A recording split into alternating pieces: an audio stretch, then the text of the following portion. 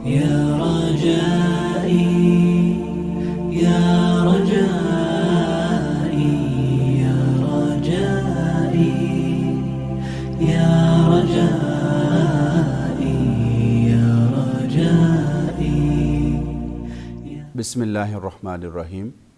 B S علوم اسلامیہ کے course code 1904 اسلام میں اختلاف رائے کے آداب کے سلسلے میں آج ہم بات کریں گے اختلاف رائے کا تاریخی تناظر کیا تھا، اور اس میں ہماری گفتگو کا محور خاص طور سے عہد رسالت مآب صلی اللہ علیہ وآلہ وسلم ہوگا، اور ہم اس میں یہ دیکھنے کی کوشش کریں گے کہ جناب نبی کریم صلی اللہ علیہ وآلہ وسلم کے عہد مبارک میں مسلمانوں کے درمیان اختلافات کی نوعیت کیا تھی.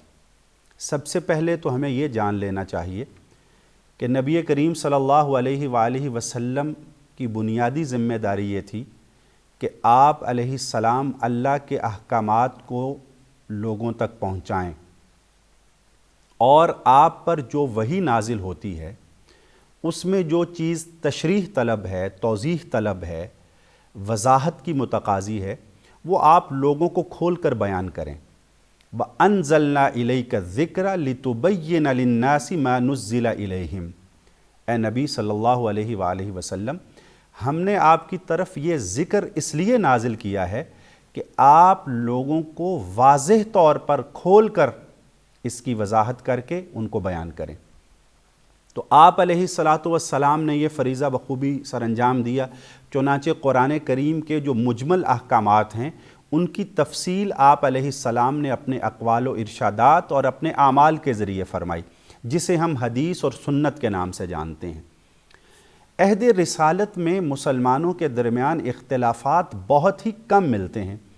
اس کی بنیادی وجہ یہ ہے کہ جس بھی مسئلے میں کوئی اختلاف کی صورت پیدا ہوتی، صحابہ کرام عموماً نبی کریم صلی اللہ علیہ وآلہ وسلم سے رجوع کرتے اور آپ ان کے درمیان فیصلہ فرما دیتے، چنانچہ وہ اختلاف وہیں پہ حل ہو جاتا. لیکن اس کے باوجود یہ بڑی دلچسپ بات ہے کہ صحابہ میں بہرحال اختلافات ہوئے، اور ہمیں اس سے یہ سیکھنا ہے کہ کیسے اختلاف کو مثبت طور پہ استعمال کیا جائے، اس سے مثبت اثر لیا جائے، نہ کہ اسے افتراق اور انتشار کا وسیلہ بننے دیا جائے. چنانچہ نبی کریم صلی اللہ علیہ وآلہ وسلم کے زمانے میں اختلاف ہوا، اور آپ نے اس اختلاف کو ڈیل کر کے یہ بتایا، اس اختلاف سے تعامل کر کے یہ بتایا کہ اس اختلاف کی نوعیت کیا ہے، اور اسی سے ہمیں یہ پتہ چلا کہ اختلاف مثبت کون سا ہے اور منفی کون سا ہے. آئیے اس کی کچھ مثالیں دیکھتے ہیں. صحیح بخاری میں یہ حدیث منقول ہے کہ آپ علیہ السلام نے فرمایا کہ لا یصلین احد العصر الا فی بنی قریظہ.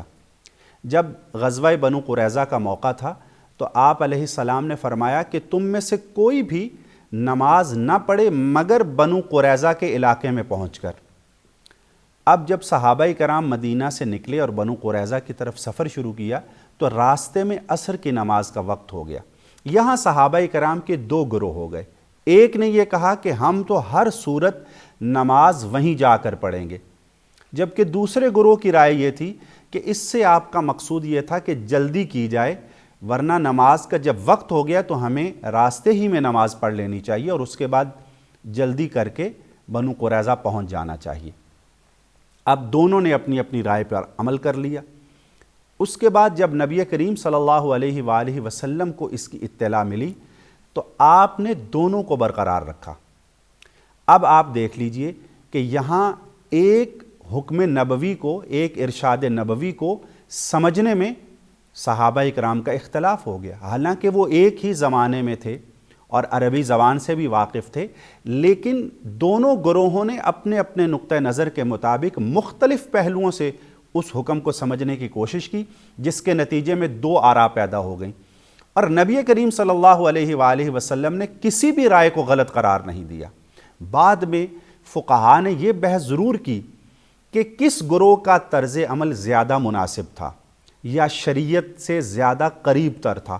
تو کسی نے کہا کہ وہ گروہ جس نے راستے میں نماز پڑھی اس نے چونکہ الفاظ کی پاسداری کی تو وہ زیادہ بہتر ہے، اور دوسروں نے کہا کہ نہیں، جن لوگوں نے رستے ہی میں نماز پڑھ لی اور بعد میں بنو قریظہ پہنچے انہوں نے شریعت کے مقاصد کو ملحوظ رکھا تو وہ زیادہ افضل ہے۔ لیکن بہرحال ہمیں اس بحث میں پڑھنے کی ضرورت نہیں، ہمارا مقصود صرف اتنا ہے کہ ایک حدیث کے سمجھنے میں صحابہ کرام کا اختلاف ہوا اور آپ نے کسی کی مذمت نہیں فرمائی، کسی کی نفی نہیں کی۔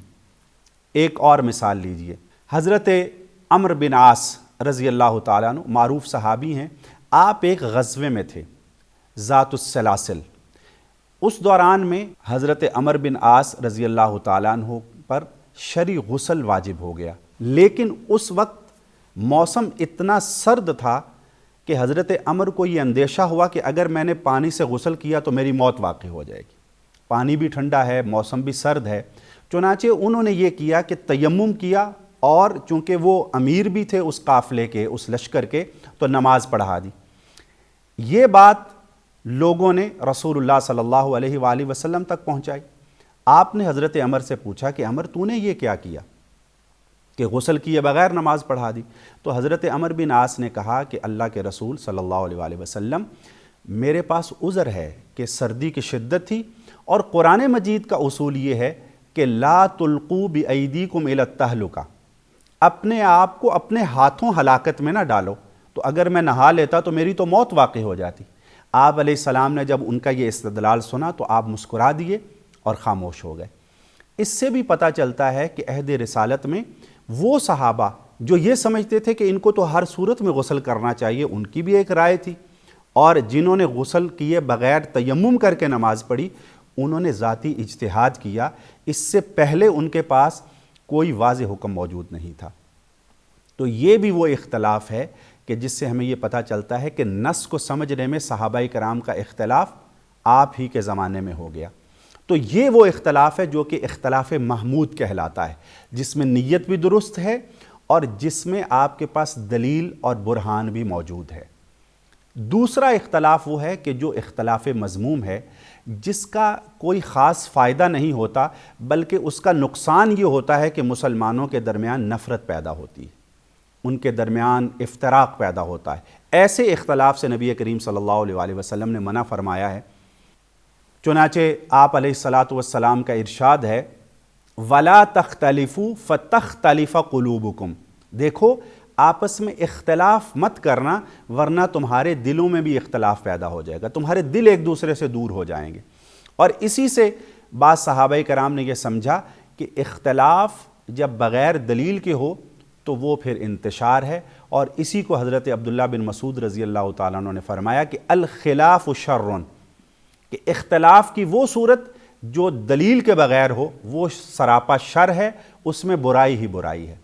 اسی طرح حضرت عبداللہ بن عمر رضی اللہ تعالیٰ عنہما کی روایت میں آتا ہے، وہ کہتے ہیں کہ میں دوپہر کے وقت نبی کریم صلی اللہ علیہ وسلم کے پاس موجود تھا، تو آپ نے سنا کہ دو لوگ آپس میں بحث مباحثہ کر رہے ہیں اور ایک آیت کے بارے میں جھگڑا کر رہے ہیں۔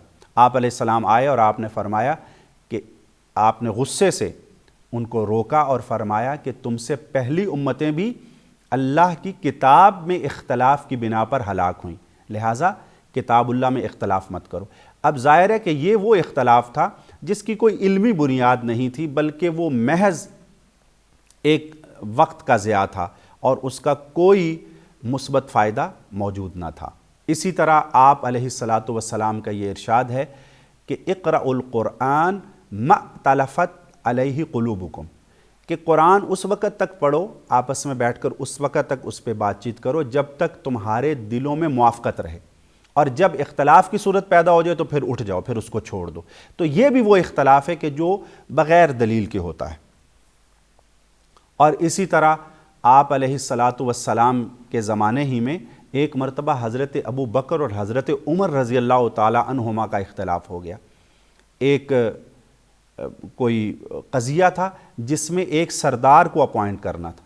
حضرت ابو بکر کی رائے یہ تھی کہ حضرت اقرا بن حابس کو سردار مقرر کیا جائے، جبکہ حضرت عمر کہتے تھے کہ عبد المعید بن زرارہ کو کیا جائے۔ اس پر ایک دوسرے سے ان کی بحث ہو گئی اور آوازیں بلند ہو گئیں اور یہ آیت نازل ہوئی کہ یا ایھا الذین آمنوا لا ترفعوا اصواتکم فوق صوت النبی، اے ایمان والو نبی کے مقابلے میں اپنی آوازوں کو بلند مت کیا کرو۔ اس آیت کے بعد حضرت عمر رضی اللہ تعالی عنہ کا عالم یہ تھا کہ وہ اتنا آہستہ بولتے تھے کہ پوچھنا پڑتا تھا کہ آپ کیا کہہ رہے ہیں۔ تو یہ بھی وہ اختلاف تھا کہ ظاہر ہے کہ جو مناسب نہیں تھا، اور آپ علیہ الصلاۃ والسلام نے اس پر تنبیہ فرمائی۔ صحابہ کرام میں جو عمومی اختلافات عہد نبوت میں ہمیں ملتے ہیں وہ یہی ہیں، اور ان سے ہمیں یہ پتہ چلتا ہے کہ نبی کریم صلی اللہ علیہ وآلہ وسلم نے مثبت اختلاف کو تو برقرار رکھا، اس کی تحسین فرمائی، اور جو مذموم اختلاف تھا، جو انتشار کا باعث بنتا، جس کی دلیل کوئی نہ ہوتی یا جس کا کسی قسم کا کوئی فائدہ نہیں تھا، اس کو آپ نے ناپسند فرمایا اور اس سے منع فرمایا۔